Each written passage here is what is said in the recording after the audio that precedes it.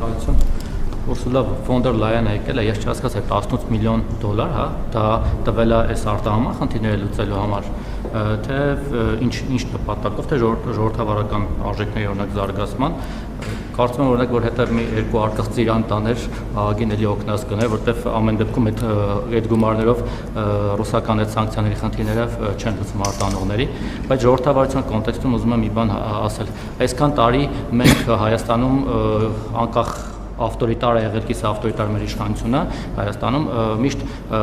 Ադրբեջանի նախագահին անվանել ենք բռնապետ եւ մենք որպես դրոշակակի ժողովրդավարության բաստիոն իսկապես հանդես ենք եկել տարածաշրջանում։ Ինձ հետաքրքիր է դուք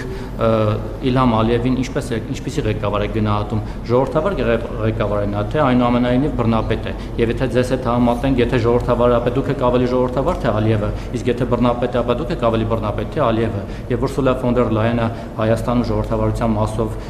ինչ կարծիքներ, ինչ գնահատական ունի, օրինակ երբ որ տեսնում եմ, որ դուք ամբիոնից ուղիղ ցույցում եք տալիս դատախազին, դատավորներին, դատական համակարգին, կասկածի տակ եք դնում դատարանների որոշումները, Տիկին ֆոն դեր Լայենը օրինակ այս մասով ինչ որ կարծիք հայտնել է, օրինակ լավ եք անում, վատ եք անում որպես բաստիոնի ղեկավար ժողովրդավարության,